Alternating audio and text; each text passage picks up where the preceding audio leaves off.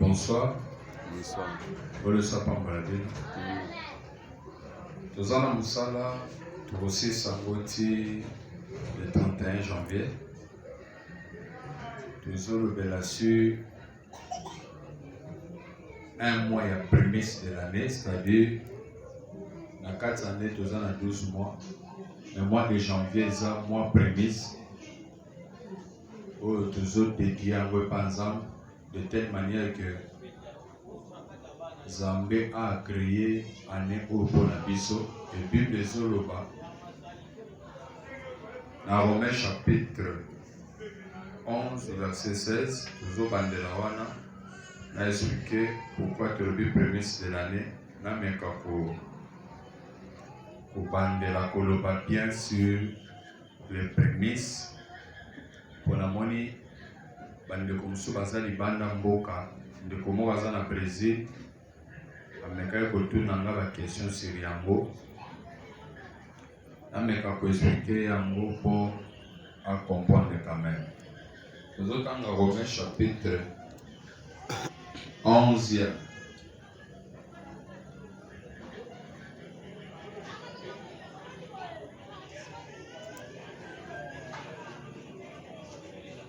Romains chapitre 11 verset 16. Amen. Or, si les prémices sont saintes, la masse l'est aussi.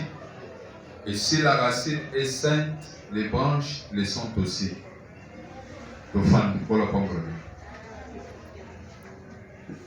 Prémisse eza mbuma ya liboso, eloko nyonso ya liboso.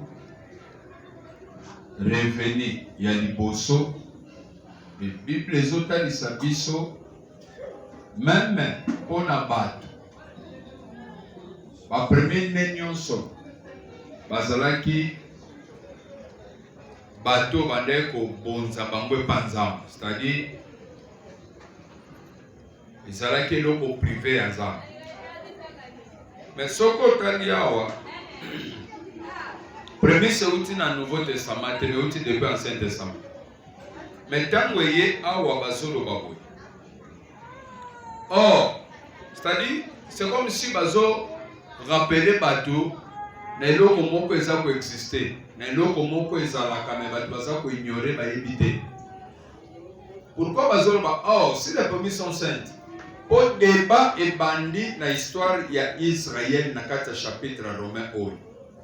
Bazolo belana tina na Israël na likambo etali sali na bango na likambo etali sali ya bapayen. Et Bible qui est plus loin qu'auquel de expliquer très bien la différence. Que ce que Israël pour l'évangile baza ennemi na Nzambe ba comprendre Yesu te. Mais néanmoins quant à l'élection de quoi? C'est-à-dire, bango déjà va pour la sali, pour la lobiko. Pour votre information, pour votre croissance, vous devez connaître et comprendre que Israël est nyonso dans l'ensemble. Vous allez sauver. Bakobika vie éternelle. Amen. Amen. Nazot nanaza la simple pour nayebi parmi bandeko batuni ngai ba question nazana bandeko mususu oyo tobotami na bango baza bandeko nanga propre baza pe na posa connaissance par rapport à ba culte o bango basambela nazo précisément na Bible pour lui permettre pe bango batanga Bible na bango. Selon la parole de Dieu, Israël n'y a pas pour la vie éternelle. Il n'y a pas confusion. Dans le but pour la vie éternelle, c'est-à-dire pour vivre éternellement. Ici, quand il y a sauf Judas Iscariote, où il y a Tekakiyes, Bible Zoloba, Yesu a la prière dans Jean chapitre 17. Azolo ba papa nazo sambela pona ba o nyonso pesinga batela bango mpo baza na mokili sauf moto na osambela mpona ete eza mwana ya libebi oyo oyo na juda ekokisama kaka ndenge tobongisaki avant la fondation du monde. Par là, c'est-à-dire quoi? Na bandeko na biso mosusu na bakilisi na bango mosusu bakendaka plus loin koloba nzambe akozala méchant te bato mosusu ke ezalaki baponama mpo babika te bongo bamosusu babika. Na kozongisa bango na connaissance ya parole de Dieu mpe na baverset soki otali na Actes des Apôtres chapitre 13 verset 14 Bible ezoloba na koko tanga po ede biso après nazozonga wa. Actes des Apôtres chapitre 13 verset 48 Bible lobini peut faire cette lumière très bien. Verset ezoloba boy. Les païens se réjouissaient en attendant cela. Ils glorifiaient la parole du Seigneur et tous ceux qui étaient destinés à la vie éternelle crurent. C'est-à-dire, ceux qui n'ont pas à toucher Momoko ou les autres un peu clé, ceux qui étaient destinés. Destinés. C'est qu'il y a d'autres personnes qui ne sont pas destinées au salut. C'est normal. Même avant Jésus ou après Jésus, c'est normal. Batumi bale batelemi na ekulus. Ye utaya bikisela bat abikisa batunyos. Moko andimi te ya bikite. La personne doit se comprendre. Amen. Et quand la zone ba grâce pour la oyo, mais oyo grâce ezate et pour vous maintenant. Ambika te.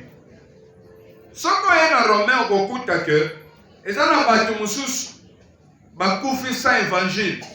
Nazong saka Congo tozong sabane 30 à 40 ans passé sans mara mezala kité. Ba yeba ki lo banzambe te. Bible ezoloba et juger batu wana sans loi. C'est-à-dire sans parole de Dieu, le quoi bazot occasion na moté, ba kozala juger selon leur comportement ndenge ba agisaki. Est-ce que l'agissement na bango comportement na bango et kokana kinali lo banzambe ndenge za balinga toté. Oko sutuka koko na bino moko bokuta ende na vie éternelle zoka. Mais ça na batu o ba kobika te na zoloba na insistance pour na ebike na zo transmettre connaissance mobile. Alléluia. Amen. Azo ngala pesa connaissance exacte. C'est-à-dire ça na batu bakobika pe bakobika te balobi bapaya baza ko sepela na tango bapoto babaruki pana bango bazotalisa siko ke toyebe pana bino toyebisa bino makamanza bisiko bango ne ko pusana te ebesi bango esengo biso pe tobikie. Bible des eaux précisées zolobi ce qui était destiné. Diable n'est pas destiné à batu.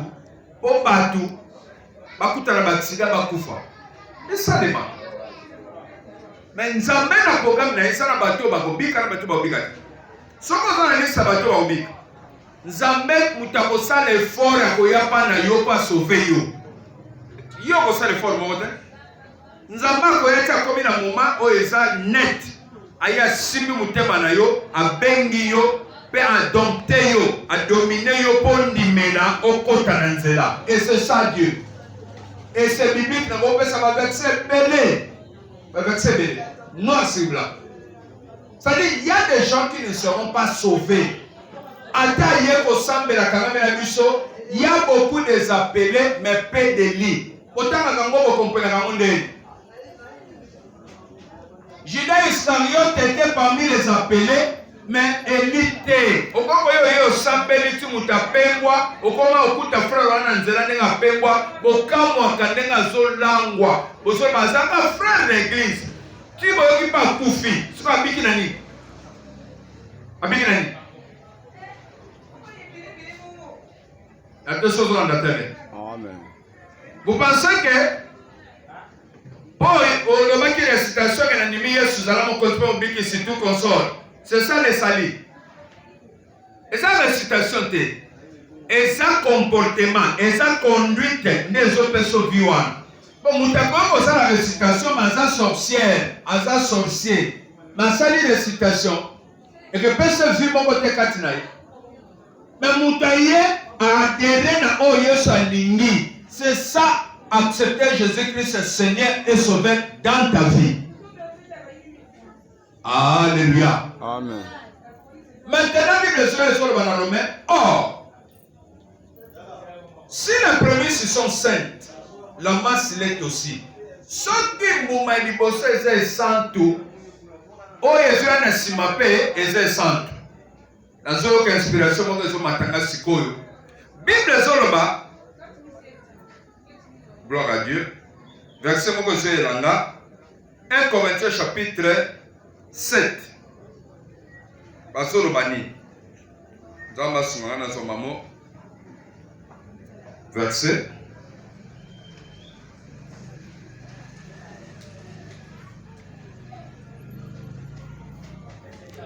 Bible zolobelo comme on a dit dans sa place à Bana. 1 Corinthiens chapitre 7. Pour tout le monde à place mon bazolba. Bana bazala maintenant sanctifié.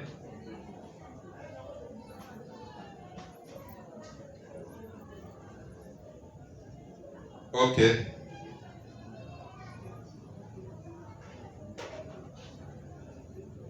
Si un frère a une femme non croyante, verset 12, et qu'elle consente à habiter avec lui, qu'il n'en répudie point. S'il vous plaît, si un frère, c'est-à-dire Moutou Assambela, a une femme non croyante, Allah ce verbe avoir. Alléluia. Amen. C'est le verbe avoir. Si un frère a une femme non croyante, c'est-à-dire quoi? Moi je suis chrétien, qu'est-ce qu'on a dit païenne? Pour ne pas l'ailler? Non. Ce qu'on a dans Genèse chapitre 6, Moukile suit condamnation à 120 panzambe à cause du mariage, il y a bateau bazo sambela na bateau bazo sambela te. À cause il y a ba ange na batute. Non, c'est faux. Ange balati nzoto po babala. Non, c'est faux. À cause il y a bateau babande ko meka ko sambela déjà na moment wana na bateau bali ma mo sambela te. Dans le mariage on est sans mise à bas siriki na 120 ans. Ce qu'on a à temps basolo baboy et quand on est réalité à kokanisa que comme linga siko païen moko boito païen. Non. C'est-à-dire quoi? Bateau basi babana ki bayebi nzambe te mais y'a quoi arriver que moko andimeli moko andimi Yesu mais mususu nana andimeli te. Ce qu'on va le dire, si un frère a une femme non croyante et qu'elle consente à habiter avec lui, qu'il ne la répudie point. Nzambe mutazo peso mobile. Que kuti que vous vivre bien, problème ezate ndenge ndimeli. Bozo continuer maintenant. Alors ça le problème de mon côté ko ça la ke boka bwana. Bible lobi ko bengana yete. Et si une femme a un mari non croyant et qu'il consente à habiter avec elle, qu'elle ne répudie point son mari. Moi si pendenge mon covis là ça. Car le mari non croyant est sanctifié par la femme et la femme non croyante est sanctifiée par les frères. Autrement, vos enfants seraient impies, tandis que maintenant ils sont saints. Alléluia. Amen. Ça dit ce qui manque au peu mususu, Azaya Nzambe, à partir de Moninga mususu, et ça c'est que Moninga mususu ana yebi Nzambe, tazwa ngolo Nzambe. Est-ce que ça l'a très bien? Amen. Azo trouver grâce mon papa Nzambe que Nzambe quand on t'a laillé, Nzambe pas zo kaye mawa jusqu'au point où que ça la que Nzamba bengaye. A comme sepe moi na Nzambe ndenge comme ça qui mususu wana. Ce qu'on va solo ba. Ce qui est zabongo, c'est que autrement vos enfants seraient impies. C'est-à-dire quoi? Le quoi le mot pas zambindo et le ça la que pas na ndenge pas ça zambindo. Non. Nzamba pèse avantage et pas oya sambela. Que soninda kuana moko nda zamwana Nzambe automatiquement bana na bango bazape na grâce ya Nzambe. Alléluia. Amen. Alléluia. Amen. Bana bazo ngolo Nzambe akosa na. À cause de mon bon Timoko à Zamonaza. Est-ce que ça vous comprend? Amen. Dans ça, le parallélisme, on peut comprendre que à partir d'Abraham, il y a une sur Yuda Biki. À partir d'Abraham, à partir d'Abraham, il y a une sur la compter, il y a une miloko à Abraham. Et c'est ça. Ça dit pas qu'on a besoin d'avantage. Il y a kokota na kan ya Nzambe. Il y a kokota na kan ya grâce à Nzambe à cause de mon bon tu as moi Nzambe. Et ça va si vous comprenez. Maintenant, ce qu'on vient de dire, oh, Nzoka, si les prémices sont saintes, la masse l'est aussi. Ce que vous m'avez bossé, c'est sainte. Oh, et tu gagnes un ciment. Et pour les amis, c'est sainte. Oh, prémisse c'est bandiwa. Prémisse c'est bandi même pas et pas Abraham. Prémisse c'est bandi et pas Abel et na Caïn. Au bout de quelques temps, Misana na bango fuluki, balobi Caïn a fait offrande na ya Babylone connaît bilanga. Mais Abel a fait ma premier né, il y a Banyamanyo sur ma botamaki. Quand on dit premier né, c'est-à-dire qu'il y a Banyamananga 5. Baboti bana na bangonyo sa liboso, tango baboti 15 enfants bangonyo so. Et ça dit que dans une nyoso 15, na yana ponze yango Nzambe. C'est ça prémisse. Mbuma liboso, revenir liboso, ba pesa kanzambe. Babandaka na Nzambe po Nzambe akota na makambo na yo. Soko tali matia nyoso sina sur prémisse, okokelo kuta place na parler sur Deutéronome. Deutéronome, je pense chapitre 26. Sur le chapitre 26 et le chapitre 24, on va que lorsqu'on compte en possession, il y a ma belle on a pessio. Et que manzete ne boti et que réussir aussi ma revenu. On voyait pas dans l'ensemble aux opérations pour maintenant les bosso pour lui dire qu'elle n'a continué à musala oyo, mbala liboso ya ngoyo. Et le foot na ngoyo ya ngoyo, ya mona yeba na Nzambe, bopambo na Nzambe ponza bakota na kata makamunanga, namba bandananga za nangelongo. C'est une façon, il y a quelqu'un qui a fait un macamoun, il y a un yo. Non, on va faire aux sala. Donc la prémisse c'est la raté. Mon manibosé c'est la raté.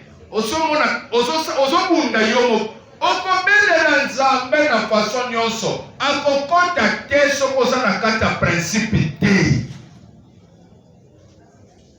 Même au loin, ce qu'on peut si confiance dans macamoun zoloba. Tu as compris que, oui, Moussalo Nazui, prémisse Nangé Zalaki, Boye. Moumani Bosso, Falaki, oh, Nazouaki Zaki, montant terre. Mais le corps de Yaba Kito Liaki Ango, Balobi na Biloko Nyonso Sainte, ce que Moutassa sali infraction, sali faute, Oliaki doit un Zambé, Bafuta qu'avec un cinquième. Ça dit, ce salaire Nazaki $100, Yo Yaba Kite, Oliaki Ango, on y a bon Sananga. On va foutre $100. Plus $20 l'icolo, c'est-à-dire $100, on a divisé par 5 et puis c'est $20, il y a intérêt. C'est ça un cinquième. Au total, on paie ça $120 au lieu de $100. Nebisika mutabandaka Nzambe, nebisika Nzambe yaka kotipe okuta tie stabilité na nyonso kosala. Porte, or, si les prémices sont saintes, la masse l'est aussi. Si la racine est sainte, les branches le sont aussi. On dit qu'il semble que tu les adolescents. On dit que ce qu'il y a dans ce boulisama, il faut que les bosso et boulisama. Il y a bien sûr un an les bosso. Moi, je suis en janvier. Dans le boulisama, mois de janvier, dans le thème de la présence en Nzambe porte, nous avons de quoi créer des choses pour le 11 mois de Tikali, en salle à Bissot Faverne. Amen.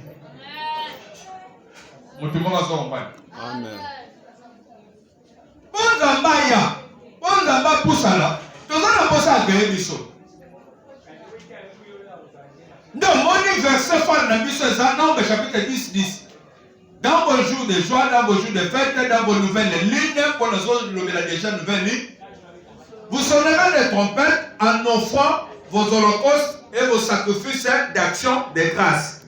Et elles vous mettront, nos offrandes nous mettront en souvenir devant Dieu, je suis votre Dieu. Nous avons signé. Ce que nous avons année. Moi, je suis en janvier. Tous les gens qui sont Amen. Là, avec ça, mon cas prémisse, pour les ça toujours richesse. Jacques chapitre 1er, verset. Jacques chapitre 1er, Verset 17 à 18, dans le combo de Jésus-Christ. Toute grâce excellente et tout don parfait descend d'en haut. Ngolu nyonso ya kokokisama ya malamu eutaka likolo bisika papa ya pole azali, chez lesquels il n'y a ni changement ni ombre de variation. Bisika wa eke changer te pe eke varier te ke mati to pe sili. Non. C'est-à-dire quoi? Soki likabo kote yo na sana ngoi euti panza. Soki na telemi pona teya bokokuta ke moteya zawana. Nepte sola na tebe. Amen. Bokokuta ke solo ke moteya sani azawana. Un enseignant azawana.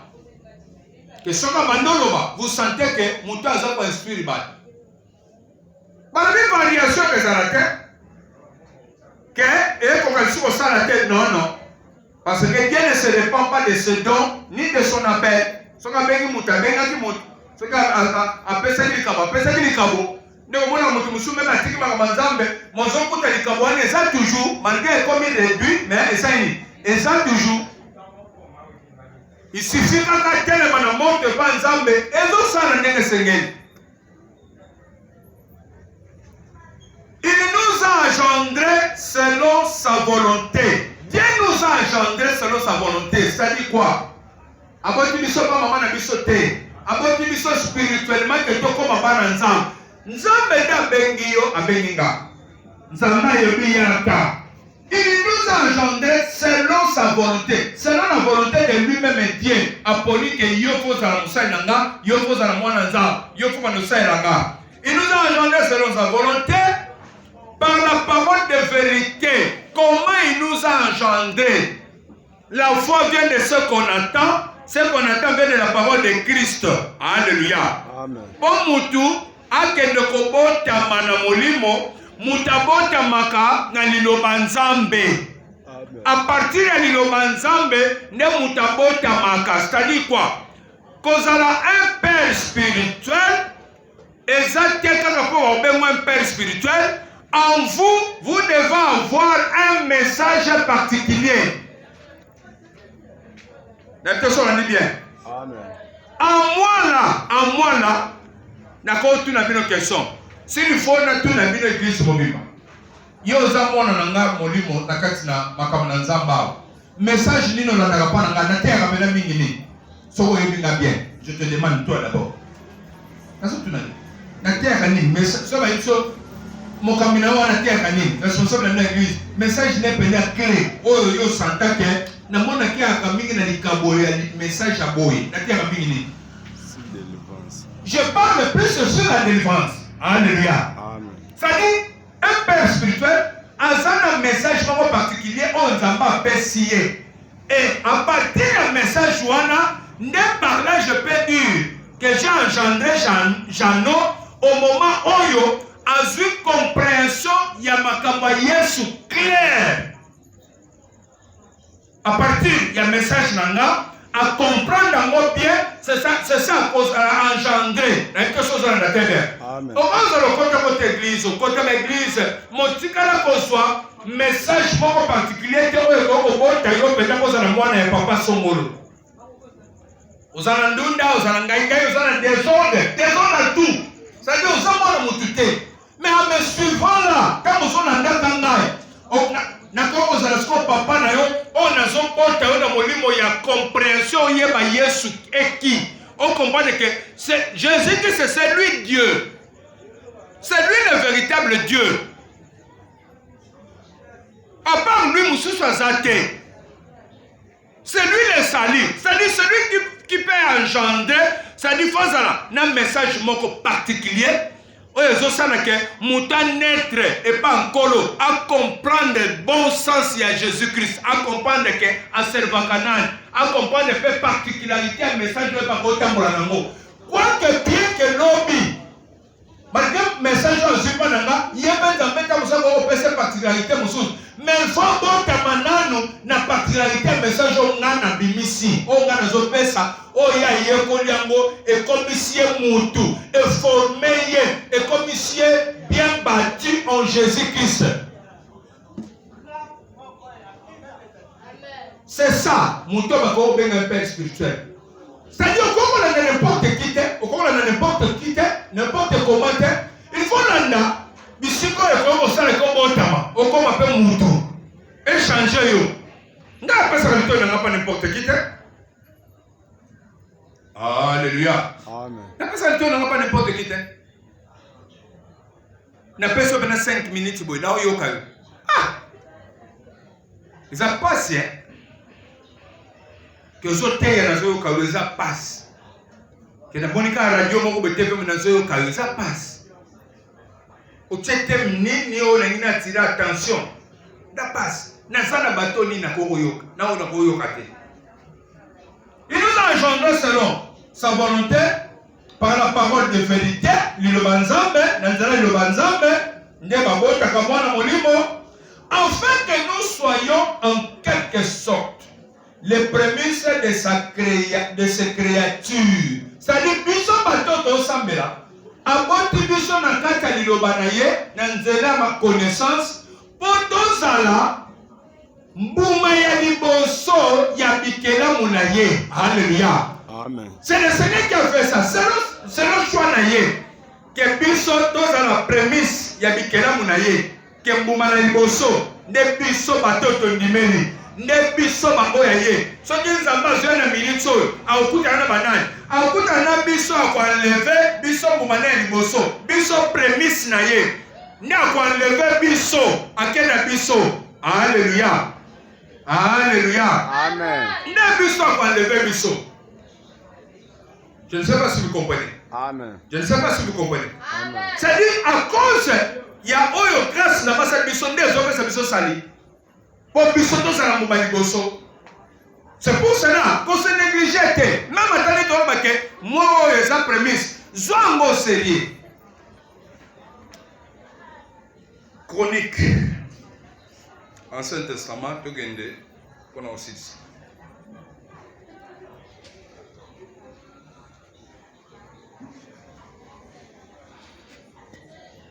1 Chronique chapitre 23. Nakende skona simba sous point auto zolobela. Tozana sous point auto zolobela likambo etali nouvelle ligne. Na bandeli na bina basanza, na bandeli na bina mbula. Selon mobeko bayuda bazalaki na obligation ya osani koya koluka nzambe kobanda na nzambe komema makabo na bango ofanda na bango. Et na suka sanza pe bazosani na pleine ligne bayepe suko luka nzambe pona koloba merci kana neto yosi sambula kana neto yosi sa sanzo kana neto yosi sa moyo bayesu na bofanda na bango ezalaki bo na lobaki l'autre fois soko tali bato ne batambola na principe nzambe ndebo kuti makamba minene sana pa na bango kolekata na biso. Biso tozona na makamba na nzambe metoni pour sa connaissance te. Makamba nzambe tozona ka bongo à la légère. Mais tandis que nzambe là où il y a des principes. Ce qui principe ne zawana nzamba zawana. Baso bude Yesu quelque part le biso bali ba keza nzambe. Boko tana ko sai na ngonde bo ye beza nzambe te nzambe te. Avant nouvelle ligne, avertir, avertissement, né en mode trompette, né en mode zobé. Ça dit trompette, ça dit, l'inoba zoté à maquet. Na moment ya boy, neto bandimula, eza bandela mula, eza bandela sanza. Bayaka ko offrir les panza, bayaka ko bondela nzambe ko attirer faveur na yeke yaka ko papa, kana to ko offrir yo. Verset 14 dans l'hôpital. Mais le fils de Moïse, homme de Dieu, furent comptés dans la tribu de Lévi. Moïse est mort à qui Lévi. Il y a tribu à Lévi. Papa na yena, maman na yena, bazaba Lévi. Bano ya botaki Bible zoloba. Batangi bango na kati na tribu ya Lévi. Fils de Moïse, Gershon et Eliezer. Fils de Gershon, Shebuel, le chef. Et le fils de Lézer fit Rechabia, le chef de Lézer, n'eut pas d'autres fils, mais le fils de Rechabia fut très nombreux. Fils de Gisèle, de Gisséa, Shelomite, le chef, fils de Hébron, Jérija, le chef, Amaria, le second, Jachaziel, le troisième est Jacaméa, le quatrième, fils du ciel, Michel, le chef, et Jishisha, le second. Fils de Merari, Machli et Michi, fils de Machli, Eliezer et Kis. Eliezer mourit sans avoir de fils, mais il y eut des filles qui prirent pour femme les fils de Kis, leurs frères. C'est-à-dire, inceste, ça les manatawana, ils ont des problèmes. Fils de Machli, Eder et Jérémoth, 3. Ce sont là les fils de Lévi, selon leur maison paternelle, les chefs des maisons paternelles. Bozoma ke banzambe, bazotanga maison maternelle. Bazotanga côté ba maman. Bana bazaka ya mama te. Ba tribu ozokuta ke pouvoir esa côté ba noko. Omoni même na kuna bino. Tant noko na bino ya ka ke ngande noko pouvoir esa pa na ngai. Na kati ya mutema loba au nom de Jésus. Okoza na pouvoir liko na ngate. Pouvoir esa côté papa. Alors, nous avons fils côté paternel, côté maison paternelle. C'est-à-dire, côté maman, on peut son pouvoir. Pour seulement c'est ça, papa. Ce sont là les fils de Lévi, selon leur maison paternelle. Les chefs de maison paternelle, d'après les dénombrements qu'on a fait en comptant les noms par tête, ils étaient employés au service de la maison de l'Éternel depuis l'âge de 20 ans et au-dessus. Car David est dit, l'Éternel, le Dieu d'Israël, a donné du repos à son peuple et il habitera pour toujours à Jérusalem. Awa, tango basiba kotu bazu repos, Nathan David, ce que ça dit que David a sali de dénombrement, c'est-à-dire à compter ma lévite, ma salanzam, pour y avoir combien. Donc les salariés qui ont déplacé à un temple, babongise sikamoka bien, côté, Moussa Salmakawan. Et les Lévites n'ont pris à porter le tabernacle et tous les ustensiles pour son service. Ce fut d'après les derniers ordres de David qu'il y ait le dénombrement des fils de Lévite depuis l'âge de 20 ans et au-dessus, placés auprès des fils d'Aaron pour le service de la maison de l'Éternel. Ils avaient à en prendre soin du parvis et des chambres, de la purification, de toutes les choses saintes, des ouvrages concernant le service de la maison de l'Éternel. Misala basali o banek au sein de la église. Ndenge zalaki partagé que ba aussi matel, quand les biso to kabolaka. Protocole ça, ba yembe baza ainsi de suite. Ndenge muto mtazaki chargé. Bazaki chargé le soigné des pains de proposition, de la fleur et de la farine pour les offrandes, des galettes sans levain, des gâteaux cuits. Moi, je vais parler de ce que pour ministre Segei. Sur la plaque est des gâteaux fruits de toutes les mesures de capacité et de longueur. Ils avaient à se présenter. Se présenter selon la loi. Ils avaient à se présenter chaque matin et chaque soir. C'est-à-dire, donc, dans le service au Bassala, pour papa, dans le service au Bassala, afin de louer et de célébrer l'Éternel. Pendant que ça, nous sommes beaucoup de service, il y a un an. C'est-à-dire, tu servir les âmes, mais tu peux savoir le koum. Et à offrir ce qui te koum ici, ce qui te salé moussala, après que ça, moussala, peut être koum sans zambe, mais tu peux offrir continuellement devant l'Éternel tous les holocaustes à l'Éternel.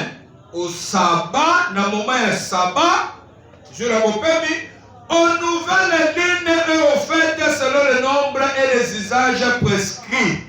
Bazoya ko célébrer l'Éternel, bazoya ko adorer, bazoya ko louer, bazoya ko offrir, ko pese pa na nzambe, ba holocauste kidi holocauste ezalaki nyama o bazomema koya kobonzela Nzambe soki baye na nyama wana bakotumba ye mobimba sans pour autant balongola te eloko bazwi ye bamatiere kola etumbelo bapelisi moto ebandi kozika tia kosila ezalaki ofandi moko ni mbono de mpo na Nzambe soki osalaka bongo Nzambe asepeli makasi ke bolongola te eloko teka mpo na ye mais lelo holocauste kokala te na kota na supu yango ta mosusu semaine prochaine holocauste ekosala ndenge soki oye okoya na nyama te tomatisa po totumba etumbelo malgré ezawa mais okoya kosala osombi kiti okoya kotindela biso micro okoya kosomba eloko moko monene mpo na eglise eza mpo na eglise eza teke nga na kozwa ngo mpo tolia te mais ye mpo na eglise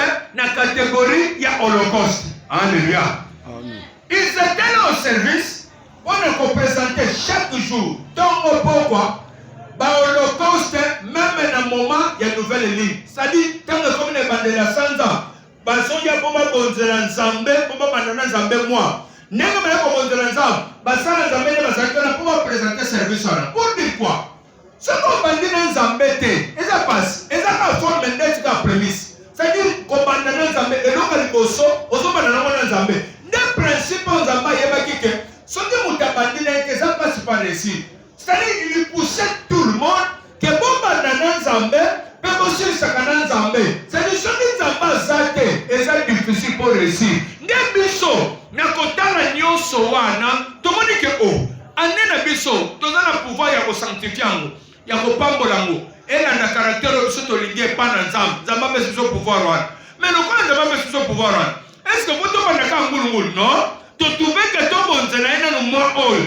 totelema na présence pendant un mois kosambela kolelepa na ye de façon ke toofrir ye biloko eke salaka ebenda ye aya ke na kati ya 2021 tovivre makambo toferi na 2020 te tovivre makambo tofiwa baannée passé te mais tokende kovivre programme ya sika oyo ndenge biso tozosengela Nzambe na biso ke Nzambe amemela biso bolamu a partir ya 11 mois nyonso etikali mais base nango eza mois de janvier